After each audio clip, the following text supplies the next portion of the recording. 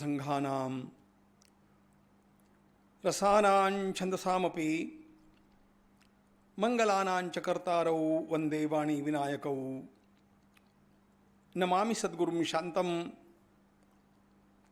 सच्चिदानंद विग्रहं पूर्णब्रह्मपरानंदं ईशमाळन्दिवल्लभं।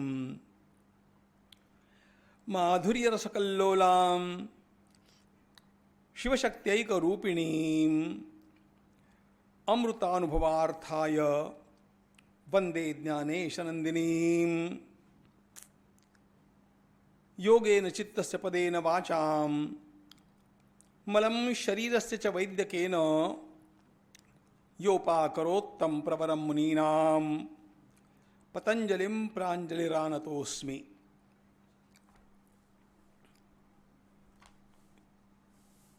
योग की सिद्धि के लिए ईश्वर की भक्ति का अत्यंत बड़ा उपयोग होता है और मुख्य रूप से यह उपयोग हमारी वृत्तियों को अंतर्मुख करके स्वरूप ज्ञान कराने के लिए होता है और उसके साथ साथ भगवान की भक्ति का और भी एक लाभ हो जाता है। हमारे मार्ग में आने वाले विघ्न, ये प्रत्यवाय, ये अंतराल, ये प्रतिबंध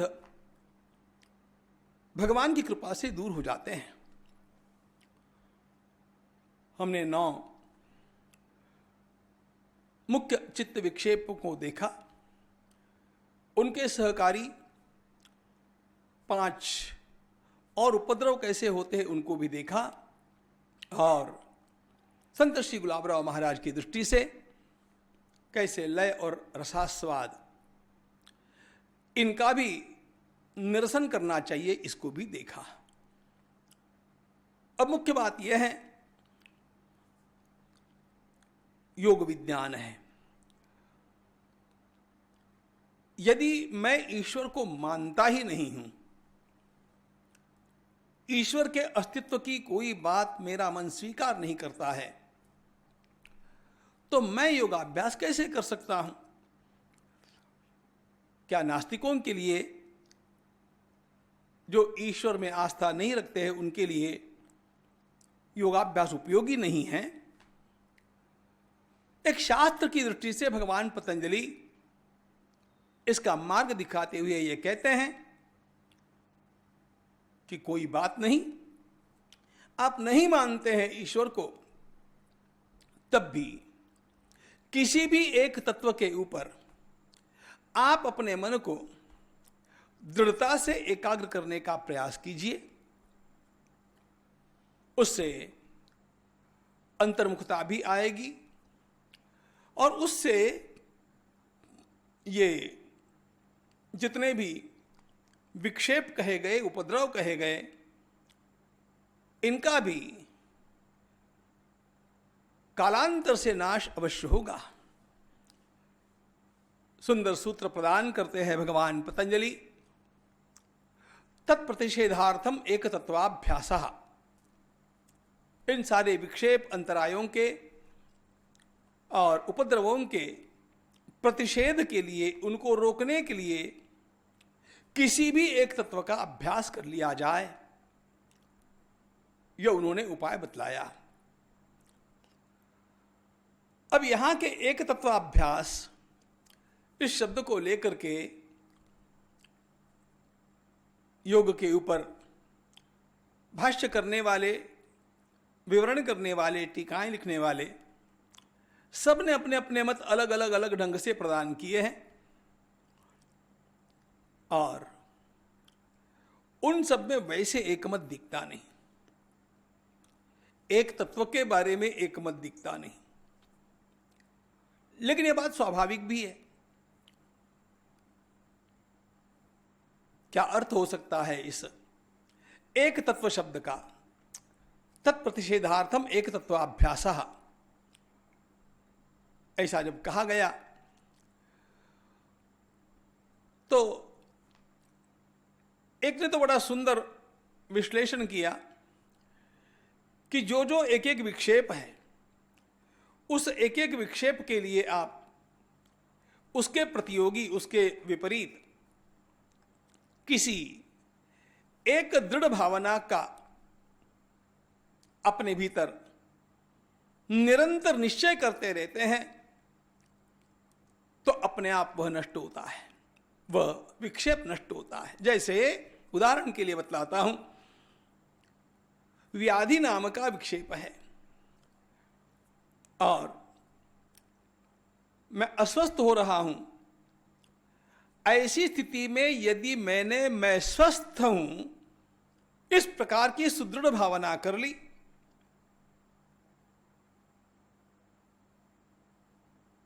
जिसको आजकल की अंग्रेजी साइकोलॉजी की भाषा में बोलूं तो एक और तो ऑटो सजेशन कहते हैं और दूसरी ओर उसे सेल्फ हिप्नोसिस, ऐसा भी शब्द प्रयोग आजकल किया जाता है। लेकिन मूल में यह भावना हमारे ऋषियों ने बतलाई है, मैं स्वस्थ हूं। यदि अपने स्वस्थ होने की भावना पर मैं पूरे मन से समरस होकर के सुदृढ़ हो जाता हूं तो मेरा बाहर का अस्वास्थ्य नष्ट होना ही चाहिए। यह सृष्टि का नियम है। बात तो बड़ी गहरी बात है। हमारे सारे व्याधियों के मूल हमारे मन में होते हैं, ऐसा श्री गुलाबराव महाराज का और योग वासिष्ठकार का भी सिद्धांत है। तो यदि आप प्रयोग करके देखना चाहते हैं तो करके देख लीजिए।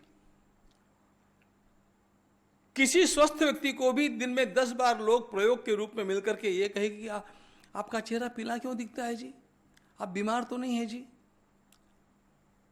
स्वस्थ व्यक्ति को यदि दिन में 10 लोग ये कहेंगे कि आप बीमार दिखते हैं, आप बीमार दिखते हैं, और यदि वो कच्चे मन का होगा तो वो दूसरे दिन बीमार हो ही जाएगा।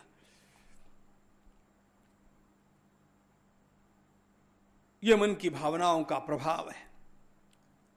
इसलिए एक एक विक्षेप के लिए और एक उपद्रव के लिए यदि इस प्रकार की एक एक तत्व की भावना, एक एक भावना की जाए तो अपने आप उसका प्रतिषेध होता है, उसका निवारण हो जाता है। यह एक अर्थ हुआ। मैं सारे अर्थ इसलिए आपको बतला रहा हूं कि इनमें से सबका आंशिक उपयोग है। लिखने वाले सब विद्वान लोग रहे हैं, अनुभवी लोग रहे हैं। पूर्ण मत क्या है ये बाद में देखेंगे ही। लेकिन एक एक विक्षेप के लिए अथवा उपद्रव के लिए इस प्रकार की एक एक भावना, अथवा जिस समय जो विक्षेप होगा, जो उपद्रव खड़ा होगा, उसके लिए उसके विपरीत भावना यदि हम खड़ी कर सकते हैं और उसके ऊपर दृढ़ता के साथ जमे रह सकते हैं तो यह बात पक्की मानिए कि वह विक्षेप तो नष्ट होगा ही होगा। अब इसका आगे चल करके चित्त की अंतर्मुखता के लिए और भगवत प्राप्ति के लिए, स्वरूप ज्ञान के लिए कितना उपयोग होगा यह दूसरी बात है। लेकिन यहां पर वो प्रसंग नहीं है, यहां पर वो प्रकरण नहीं है। तत्प्रतिषेधार्थम एक तत्वाभ्यास, ऐसा जब भगवान पतंजलि बोलते हैं तो तत्प्रतिषेध इसका अर्थ विक्षेपों का प्रतिषेध, इतना ही उसका अर्थ है और इतना ही सीमित मात्रा में उसका हम लोगों को यहां पर विचार करना चाहिए।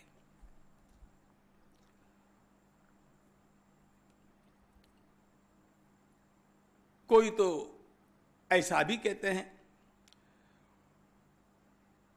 क्या आप निरंतर बदलने वाली अपने मन की वृत्तियों को ही देखो।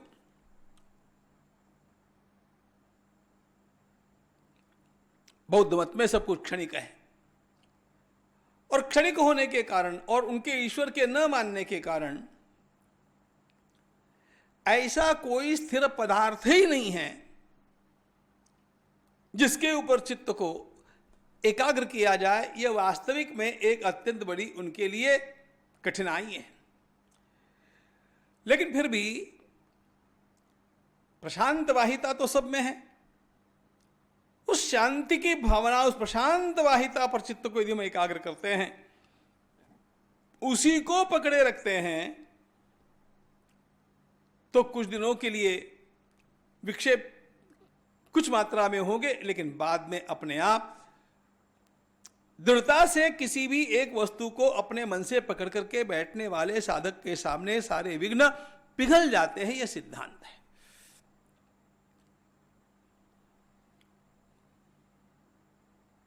तत्प्रतिषेधार्थम एक तत्वाभ्यासः। कुछ लोग मैं कौन हूं इसी वृत्ति को लेकर के चलते हैं। ये सारी बातें थोड़ी सी बाद में एक सूत्र हम लोगों को मिलने वाला है, यथामत ध्यानाद्वा, उसमें देखेंगे भी। लेकिन ऐसे विकल्प हैं, ऐसे विकल्पों में से किसी भी एक विकल्प को लेकर के उसके ऊपर, ऐसी भावनाओं में से किसी एक भावना को लेकर के उसके ऊपर यदि मैं सुदृढ़ता के साथ जम जाता हूं, चित्त को एकाग्र कर लेता हूं, तो ये सारे विक्षेप और उपद्रव नष्ट होने ही चाहिए। व्यास भाष्य के ऊपर अत्यंत उत्तम भाष्य लिखने वाले वाचस्पति मिश्र जी ने यहां पर एक बात कही। उन्होंने कहा कि देखो, प्रकरण चला है ईश्वर का, इसलिए एक तत्वाभ्यास, इसका अर्थ ईश्वर का ही अभ्यास करना चाहिए। मुख्य बात यह है कि आप उसी का अभ्यास करते रहेंगे, ईश्वर की भक्ति में लगे रहेंगे, मन को एकाग्र करने का, ईश्वर के ऊपर एकाग्र करने का प्रयास करते रहेंगे, विघ्नों का निवारण होता ही है। मुझे श्रीमद् भागवत का एक श्लोक याद आता है। भगवान ने कहा, उद्धव छोटी मोटी बातों को छोड़ो, अरे जो मुझ में मन लगाएगा उसे क्या नहीं मिलेगा, उसका कौन सा संकट नहीं टलेगा। मद धारणाम धारयतः कासा सिद्धि सुदुर्लभा। और इसलिए उपद्रव आते हैं, विक्षेप खड़े होते हैं, डरिए मत, प्रभु को छोड़िए मत अपने मन से।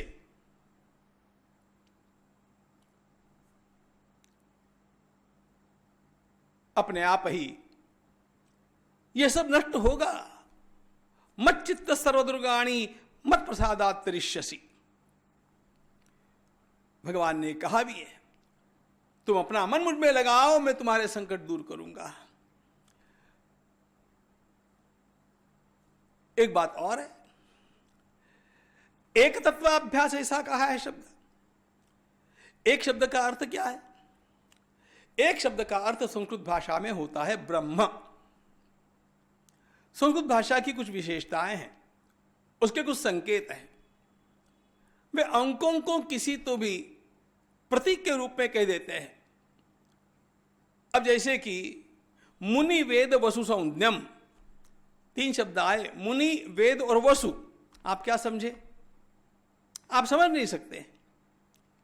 लेकिन मुनि वेद वसु ऐसा कहते ही समझदार व्यक्ति जो संस्कृत जानता है वो समझता है कि मुनि से कहा है 7, वेद से कहा है 4 और वसु से कहा है 8। ये 3 अंक हैं। उसी प्रकार जब एक कहा जाता है तो उसका अर्थ संस्कृत भाषा में ब्रह्म ही होता है। और इसे संत श्री गुलाबराव महाराज सीधे सीधे कहते हैं एक तत्वाभ्यास, इसका अर्थ है ब्रह्माभ्यास। पर ब्रह्म तत्व का ही अभ्यास करना चाहिए। तो प्रश्न खड़ा हो जाता है कि निर्गुण ब्रह्म का करना चाहिए, सगुण ब्रह्म का करना चाहिए? ब्रह्म तो निर्गुण है। अरे ब्रह्म निर्गुण भी है, ब्रह्म सगुण भी है। महाराज यहां पर एक बात बड़ी सुंदर कहते हैं। वे कहते हैं कि देखो, निर्गुण ब्रह्म की आराधना आप करते रहेंगे, निराकार की उपासना, अव्यक्त की उपासना करते रहेंगे, उसके ऊपर मन को एकाग्र करने का प्रयास करते रहेंगे, आपके विघ्नों के दूर होने की संभावना नहीं है। क्योंकि भगवान ने स्वयं ये बात गीता में कही क्लेशोऽधिकतरस्तेषाम् अव्यक्तासक्तचेतसाम् अव्यक्ता हि गतिर्दुःखम देहवद्भिरवाप्यते। भगवान अव्यक्तोपासना का निषेध नहीं करते हैं, अव्यक्तोपासना का स्वीकार हम सब लोग करते हैं, हम सबको करना चाहिए। लेकिन अव्यक्तोपासना से क्लेश दूर होते हैं ऐसा भगवान भी गीता में नहीं कहते हैं।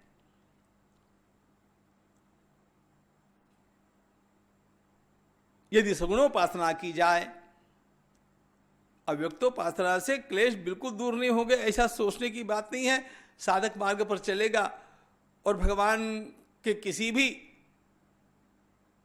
स्वरूप में अथवा किसी भी उनकी धारणा में अपना मन लगाएगा तो क्लेश क्षीण तो होने हैं। लेकिन अधिक सुविधा किसमें है? जब वह सगुण स्वरूप की आराधना की जाती है। भगवान सगुण स्वरूप की आराधना करने वाले के सारे क्लेशों को दूर करते जाते हैं और उसके लिए उसका परमार्थ मार्ग बड़ा सरल हो जाता है।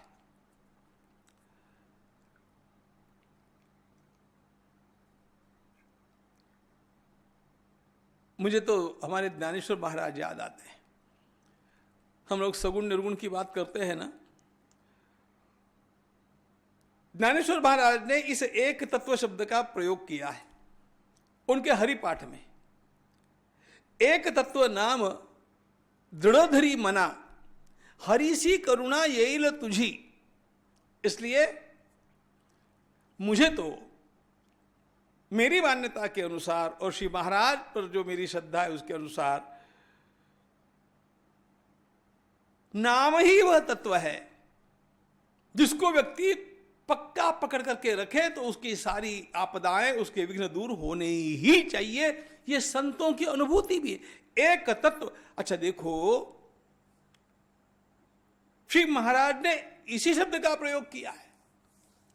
यहां पर शब्द आया है तत्प्रतिषेधार्थम एक तत्वाभ्यास, एक तत्व का अभ्यास। अब आप किसी भी धारणा, किसी भी भावना, किसी भी भूमिका का अभ्यास कर सकते हैं, लेकिन महाराज कहते हैं एक तत्व नाम दृढ़धरी मना। भैया तुम सगुण निर्गुण के भी पछड़े में मत पड़ो, तुम नाम को पकड़ करके रखो। नाम की विशेषता यह है कि नाम सगुण और निर्गुण इन दोनों के बीच का दुभाषी है। वह निर्गुण आराधना करने वालों के लिए भी उपयोगी है, सगुण भक्ति करने वालों के लिए तो है ही है। और इसीलिए तस्य वाचक प्रणव, यहां पर जिस प्रणव का भगवान पतंजलि ने संकेत किया है उसी प्रकार का भगवान का कोई भी प्रिय नाम, राम नाम समझ लो, दृढ़धरी मना, उसे हम पक्का पकड़ करके बैठते हैं।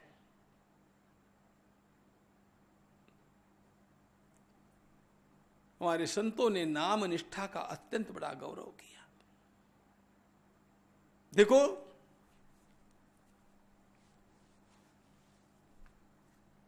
नाम ही अन्न है, नाम ही औषधि है, नाम ही धन है, नाम ही शस्त्र है, नाम ही शास्त्र, नाम ही सब कुछ है।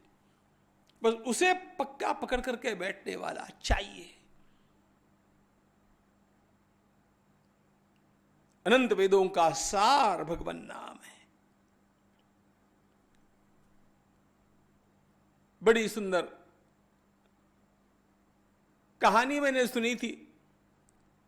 देव मनुष्य और दानवों में झगड़ा हो गया। चरितम रघुनाथस्य शतकोटि प्रविस्तरम, भगवान का चरित्र, राम जी का चरित्र कोटि श्लोकों में है। उसका बंटवारा करने के लिए किसके पास जाया जाए? शिव जी के पास गए। और शिव जी ने क्या किया? 1 करोड़ का 1/3 बांटते बांटते 1 लाख रह गया। 1 लाख का 1/3 करते करते 1000 रह गया। 1000 का 1/3 करते करते 100 रह गया। 100 का 1/3 करते करते 99 बढ़ गए। 1 रह गया श्लोक, उसमें 32 अक्षर है। उसको तीनों में बांटा, 10-10 बांट दिए, 2 अक्षर रह गए। और 2 जो अक्षर रह गए, शिव जी ने कहा अब ये बंटवारा करने का मेरा कमीशन है, इतना मैं लेता हूं। और राम नाम उन्होंने लिया, बाकी सब चरित्र और वेद सबको दे दिए। राम नाम कहूं राम ते नाम बड़, निज विचार अनुसार। थोड़ा विश्लेषण करने की आवश्यकता है। एक तत्व क्या है और भी देखेंगे ज्ञानेश्वर महाराज।